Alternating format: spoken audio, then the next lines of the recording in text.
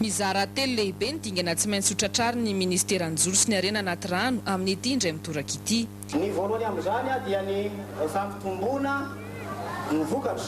Ny faharoa dia ny fanatsarana ny fandraisana anjara ny sehatry ny jolo amin'ny participation à la satisfaction de besoins alimentaires de la population.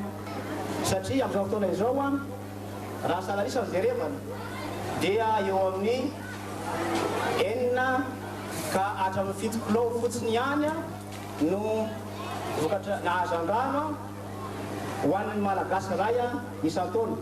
Ny fahatelo dia ny fanatsarana ny fandraisana anjara ny sehatry ny jona eo amin'ny famoronana azy. Ho fanatanteran'izany dia trano fiasan'ny taleparitry ny jony sy ny harena anaty rano ny tokanana taty amin'ny faritra atsimo atsinanana ny sabotsy lasa teo. Maro sy tsara karazana ny arenan-dranomasina sy an-dranomamy azo ahondrana ao anatin'ity faritra ity. Mahatratra 530 hatramin'ny 50 taona isa-taona ny langouste, 500 taona mahery ny makamba, manginy fotsiny sivelle, ny amalina ary ny janga na ny concombre de mer. Mitomandavana anatin'ny 200 kilometatra ny sisin-dranomasina ao anatin'ny faritra atsimo atsinanana sy ny faritra Ivatovavy Fitovinany. Mahery be koa anefa ny onja. Noho izany dia 3 na 5 isa-taona eo ireo mpanjony maty na tsy hita popoka.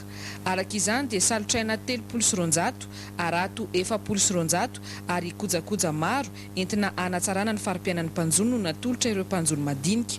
Natomboka avy hatrany tao amin'ny distrikan'ny Vangaindrano izany ny azo ny Farafangana, Vohipena ary ny paka tao Ampasimanjeva.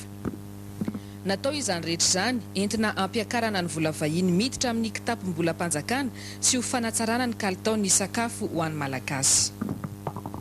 Andehantsika ho an'ny Mahajanga nandritra ny 5 andro nanomboka ndraiky amin'ny 30 aogositra teo hatramin'ny 5 septambra no nanamaria ny COPH nanifondrin'ireo trapahasaim-banana manerina nosy ny 10 taona nijoroany tao Mahajanga renivohitry ny faritry Boeny no nanatanterana an'izay. Ankoatran'ny tao Mahajanga dia efa nisy